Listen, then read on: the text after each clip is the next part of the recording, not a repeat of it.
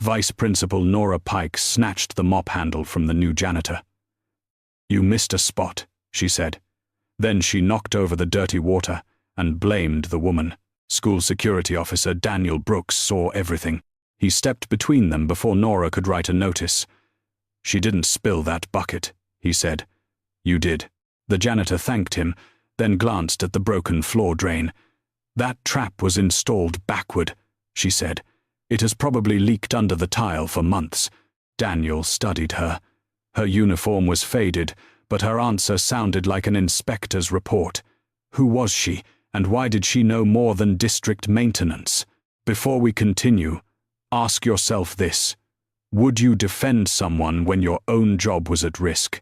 Jefferson Ridge Middle School served a working-class neighborhood outside Baltimore. The building was old, crowded, and always short on money. Daniel had worked security there for 6 years. At 41, he knew every student who skipped lunch and every teacher who stayed late. He was also raising his 14-year-old son, Malik, alone. Daniel's wife had died 4 years earlier. He needed the paycheck, but he refused to keep it by staying silent. The janitor introduced herself as Camille Reed. She said she had moved back to Maryland and needed steady work. "You've done school maintenance before?" Daniel asked. "Not exactly. That answer usually means there's a longer story." "There is." Malik appeared with a science project under one arm. He looked at the spilled water and sighed. "Dad, you found trouble before breakfast again." "Trouble found bad plumbing." Camille smiled. "Is he always like this?" "Only on weekdays," Malik said. Daniel helped her move the bucket. Camille refused when he offered to finish the floor. "You already defended me," she said. "You don't owe me labor. I'm trying to avoid paperwork." "That sounds more honest." Across the hall, Nora watched them from her office. She had spent months cutting custodial hours while approving expensive outside contracts. Teachers complained about mold, leaking pipes, and broken heaters. The complaints disappeared before reaching the district board. Camille knew because Jefferson Ridge belonged to an education trust created by her late grandfather. She was Camille Ashford Reed, heiress to the billion-dollar Ashford family fortune. She had taken the janitor job to learn why money meant for students never reached classrooms. Then Malik's science project slipped from his hands. The model broke open, revealing black mold across the cardboard base. Camille looked toward the ceiling vent. "That didn't come from his project," she said. "It came from inside the school." Camille knelt beside Malik's broken project and examined the dark stains. "This cardboard was clean yesterday," Malik said. Daniel looked toward the ceiling vent. "You built it in the science room?" "After school." Camille stood and removed the vent cover with a screwdriver. Damp insulation sagged behind it. The smell was faint, but unmistakable. "This wall has been leaking for months," she said. "Maybe longer." Nora stepped into the hallway. "Put that cover back." Daniel turned toward her. "Students are breathing this air. You are not a building inspector." "Neither are you," Camille replied. "That does not make the mold disappear." Nora's face tightened. "Your job is cleaning floors. My job includes reporting health hazards. Not to parents, not to students, not to anyone outside this office." Malik looked at Daniel. "That sounded bad." "It was," Daniel said. The school nurse, Patricia Gomez, arrived after hearing the argument. She had worked at Jefferson Ridge for 12 years and rarely raised her voice. "I've treated 18 students for headaches this month," Patricia said. 6 were from this hallway." Nora folded her arms. "It is allergy season. It was allergy season last year, too. The numbers were half this high."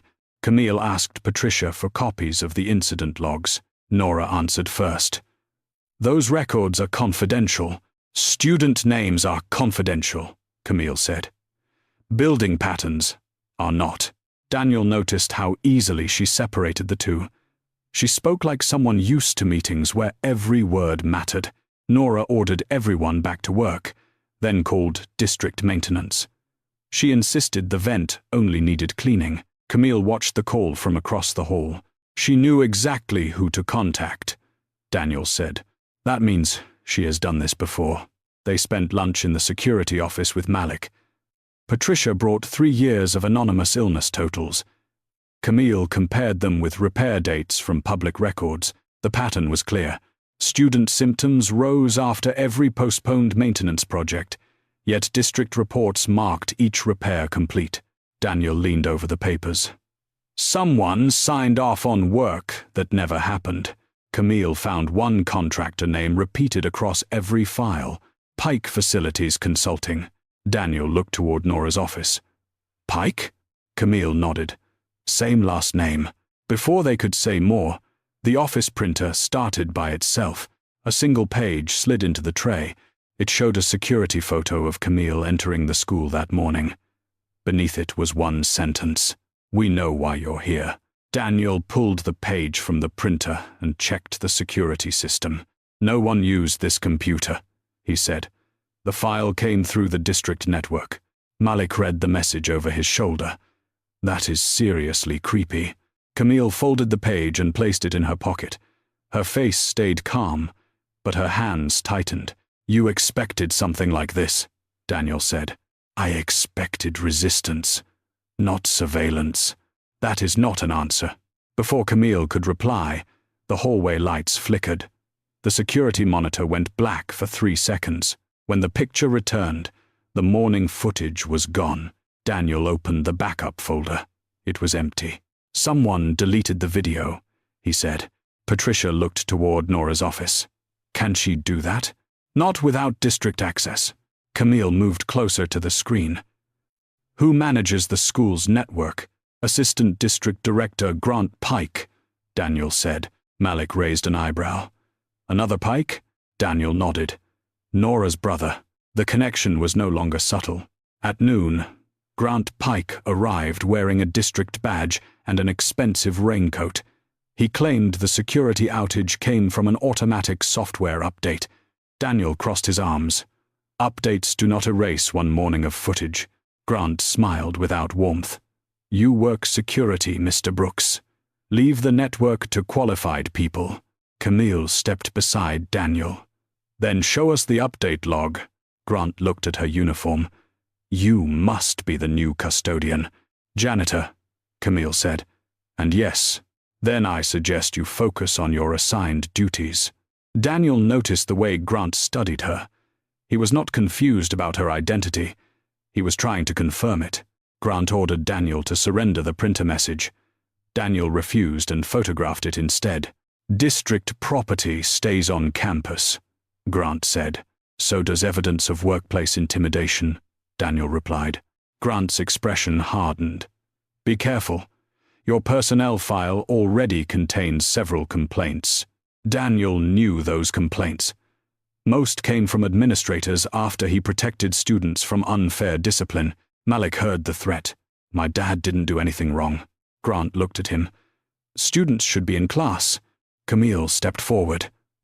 And district officials should not threaten employees through their children. For 1 second, Grant lost his polished smile. Then he walked toward Nora's office. Daniel turned to Camille. He knows you. Yes. How? She looked toward Malik and Patricia. Not here. Before Daniel could press further, the fire alarm sounded. Students poured into the halls. Then Patricia noticed smoke coming from the records room. Inside that room were every maintenance report Camille had requested. Daniel moved students toward the nearest exit, while Patricia checked classrooms. Stay with your teacher, he told Malik. Do not come back inside. Malik nodded, though he clearly hated the order. Camille followed Daniel toward the records room. Smoke slipped beneath the door, but the hallway sprinkler had already started. You stay back, Daniel said. The maintenance files are in there. Files are replaceable, not when someone keeps deleting them. A custodian arrived with a fire extinguisher. Daniel opened the door only after the smoke thinned. The fire had started inside a metal trash can. Several folders were burned along the edges. The wall and cabinets remained intact. Camille pulled on gloves and lifted a half-damaged invoice. This was deliberate, she said. Daniel examined the trash can. Maybe. But we do not decide that before investigators arrive. She looked at him. You're right. That answer surprised him. The fire department cleared the building 20 minutes later. Students waited outside while crews checked the electrical system. The fire marshal found no wiring failure near the records room. Someone had placed shredded paper inside the trash can, then dropped in a burning object. Grant Pike blamed a careless employee. Daniel did not believe him. Interesting, Daniel said. You found an explanation before the fire marshal finished. Grant's jaw tightened. Watch your tone. Nora stepped beside her brother. Mr. Brooks, you are suspended pending review for evacuating students, for refusing district instructions and creating panic. Patricia stared at her. He kept children safe. Nora ignored her. Daniel removed his radio and placed it in Nora's hand. His face stayed calm, but Camille saw the fear beneath it. He could not afford to lose this job. You should appeal, Camille said. Daniel looked at her. With what lawyer? I may know someone. He gave her a tired look. Another part of your longer story. Before she could answer, a black sedan stopped near the school entrance. A woman in a tailored suit stepped out, carrying a sealed legal folder. Grant's face lost its color. The woman approached Camille first. Miss Ashford Reed, she said. Your family office received the emergency alert. Daniel stared at Camille. Ashford, he repeated. The Ashford Education Trust owned the land beneath Jefferson Ridge. It also controlled millions in district funding. Camille closed her eyes for 1 second. Her secret was no longer hers to explain slowly. The woman in the suit handed Camille the sealed folder. I'm Elise Ward, counsel for the Ashford family office, she said. The board wants you out of the building. Camille did not take the folder. Students are still outside, she said. I'm not leaving until the school is cleared. Daniel looked at her faded uniform. Then at Elise. You own the school. No, Camille said. My family trust owns the land and funds several district programs. That is not a small detail. I know. Grant Pike stepped forward. This proves the entire incident was staged. Camille turned toward him. The mold was not staged. The fire was not staged. Daniel's suspension was not staged. Nora crossed her arms. You entered this school under false pretenses. Yes. You deceived everyone. Yes. Daniel looked at Camille. Including me. His voice stayed quiet.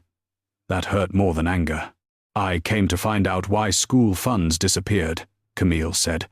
I did not come to test anyone, but you let me defend you while you knew you had more power than anyone here. I should have told you. When?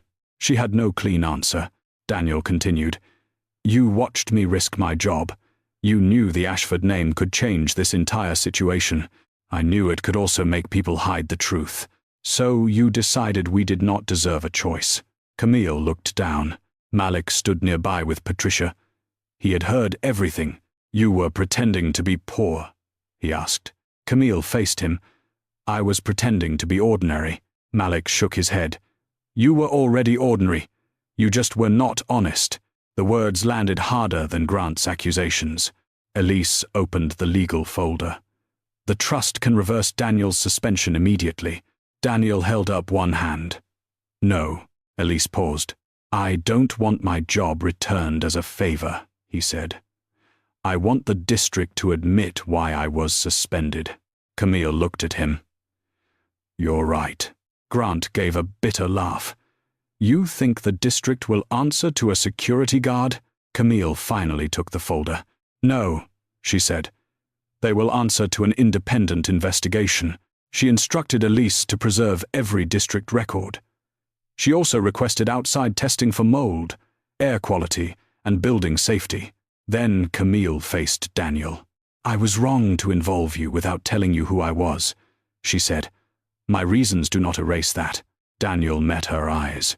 I cared about the woman I met, he said. Now I don't know which parts were real. All of them were real, except the part where you trusted me. Camille could not argue. Daniel turned toward the parking lot.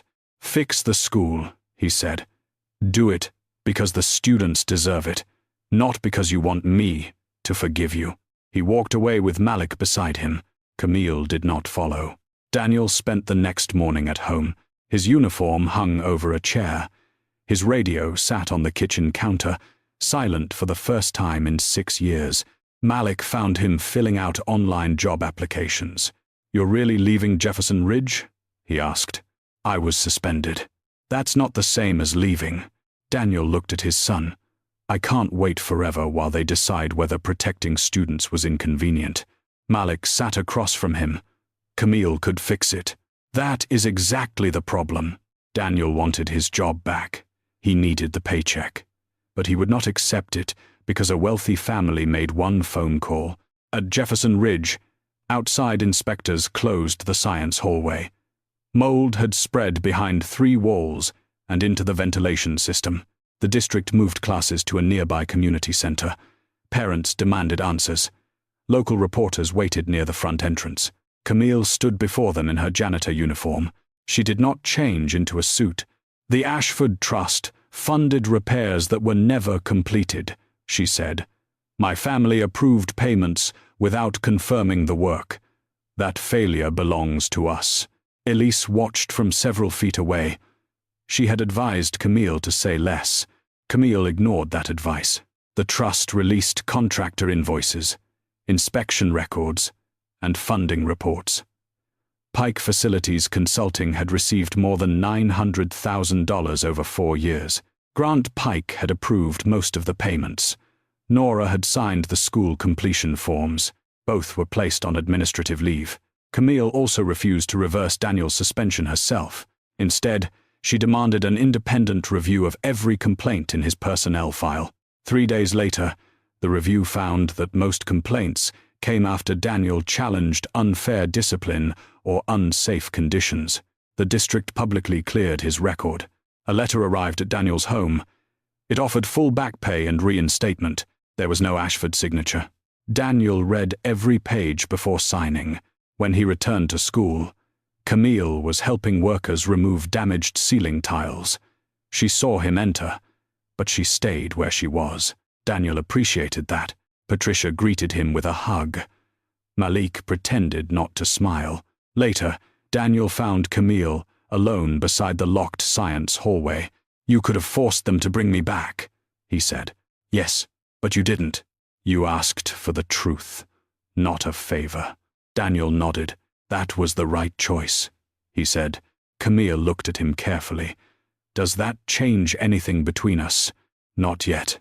She accepted the answer. For the first time, Daniel believed she understood that consequences could not be rushed. Over the next 6 weeks, Camille stayed involved with Jefferson Ridge. She stopped working as a janitor once the investigation became public. Instead, she attended repair meetings under her real name. She sat beside parents, teachers, and custodians. The Ashford Trust had funded schools for decades. Until now, families had no voice in how the money was spent. Camille changed that. She created a local oversight board with seats for parents, teachers, custodial staff, nurses, and students.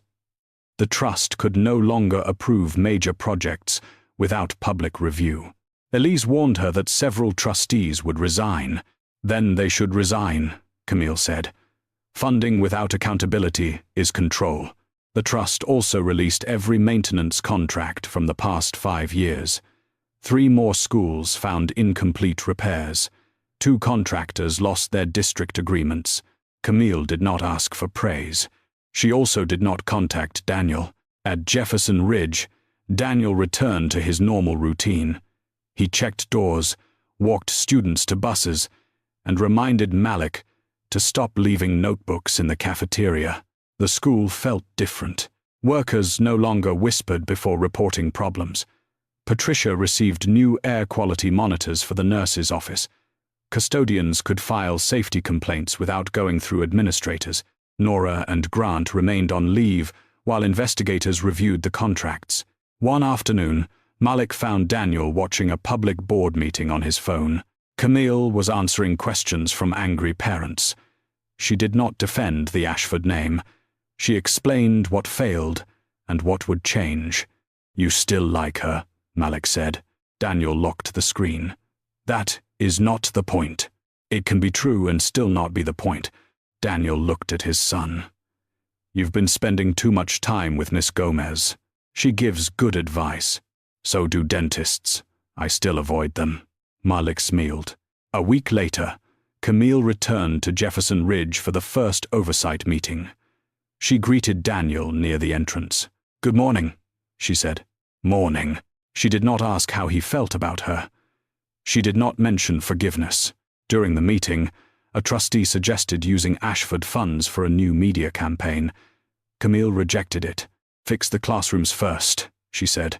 "Reputation can wait." Daniel heard the answer from the hallway. For the first time, he saw her choosing the right thing without trying to win him back. In early May, the Ashford trustees called an emergency meeting. Several members wanted Camille removed from the education board. They blamed her disclosures for lawsuits, cancelled contracts, and public anger. Her aunt, Margaret Ashford, led the opposition. "You embarrassed this family," Margaret said. "We built that trust to protect our name." Camille looked around the polished conference room. "Schools are not monuments to our name. They depend on our money. That does not give us the right to control them." Margaret slid a proposal across the table. The trust would pay for every repair at Jefferson Ridge. In return, the school would carry the Ashford name for 20 years. Camille did not open the folder. "No." A trustee leaned forward. "The district cannot afford these repairs alone. Then the money goes into an independent public fund, and the family receives nothing. The family receives accountability." The room went quiet. Margaret's voice softened. "Your grandfather trusted us to protect his legacy." "He wanted students protected," Camille replied. "Not our reputation." The trustees voted to suspend Camille's authority until a final hearing. She accepted the decision without calling reporters or threatening anyone. That afternoon, Daniel learned what happened from Patricia. "She may lose control of the trust," Patricia said. Daniel checked the repaired hallway doors. "That is her fight." "Maybe." He looked at her. "You disagree? I think you're pretending not to care." Before Daniel could answer, Malik entered the hallway with a permission form. "The student board is speaking at the hearing," he said. "I signed up." Daniel frowned. "You signed up before asking me?" "I learned independence from you." "That was not the lesson." Malik smiled. "Still worked." At the hearing, students described leaking classrooms, cancelled programs, and years of ignored complaints. Malik spoke without notes. "We do not need rich people deciding what gratitude should look like," he said. "We need safe schools and honest records." Camille sat in the audience. She did not tell him what to say. Afterward, Daniel found her outside the district building. "You knew Malik was speaking?" he asked. "I saw his name on the list."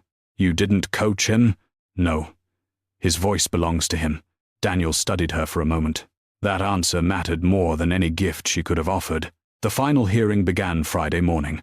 Margaret Ashford asked the trustees to remove Camille permanently. She argued that public oversight would weaken the family's control and discourage future donors. Camille listened without interrupting. Then Margaret displayed the repair costs for Jefferson Ridge. "Camille's decisions have already cost this trust millions," she said. "Emotion cannot replace responsible leadership." Camille stood when her turn came. "This was not emotion," she said. "It was accountability." She presented cancelled contracts, false invoices, and inspection reports from 3 schools. The trust had paid for work that was never completed. "We protected our name before we protected children," Camille said. "That is not responsible leadership." The trustees prepared to vote. Before they began, Daniel entered with Patricia, Malik, and several parents. Camille had not invited them. Daniel spoke only after the board allowed public comment. "I am not here to defend how Camille entered our school," he said. "She hid her identity. She involved people without giving them the truth. Camille met his eyes and accepted every word. But she also changed the system after we stopped trusting her, Daniel continued. She gave families authority that her own family did not want them to have. Margaret leaned forward. Do you trust her now? Daniel paused. More than I did 6 weeks ago, he said. Not because she is an Ashford. Because she kept changing when forgiveness was not guaranteed. The final vote passed by 1 seat. Camille remained on the board. However, the family lost exclusive control over education funding. Parents, educators, custodians, and students gained permanent voting seats. Camille accepted the limits without complaint. Outside the hearing room, Daniel found her alone near the elevators. You could have lost your position, he said. Yes, and you still released everything. It was the truth. He nodded. Malik wants to invite you to the school fundraiser. Camille smiled carefully. What do you want? Daniel appreciated the question. I want to have dinner with you first, he said. No uniforms, no hidden names, no family lawyers. One honest dinner? One honest dinner. It was not full forgiveness. It was a beginning she had finally earned the right to accept. Daniel chose a family restaurant near the harbor. Camille arrived alone and wore a simple blue dress. No driver? He asked. No lawyer, she replied. I thought that mattered more. They ordered crab cakes, vegetables, and iced tea. For several minutes, they talked about Malik's fundraiser and Patricia's new health program. Then Daniel set down his fork. I need to say this clearly. I did not pull away because you were wealthy. I know. I pulled away because you decided what I was allowed to know. Camille nodded. I took away your choice. I cannot defend that, and I cannot pretend trust came back all at once. I would not believe you if you did. That answer made him smile. Camille did not reach for his hand. She waited. Daniel placed his hand on the table between them. This is one dinner, he said. One honest dinner. And if something is hard to say, we say it before it becomes a secret. Daniel covered her hand with his. They did not make promises about forever. They agreed to attend Malik's fundraiser together and meet again the following week. Camille had entered Jefferson Ridge to expose other people's failures. Daniel showed her that accountability also meant surrendering control. She had hidden behind a uniform, a family name, and good intentions. Trust began only after the hiding stopped. Do you think Camille earned another chance? Share your thoughts, and stay with us for more heartfelt stories.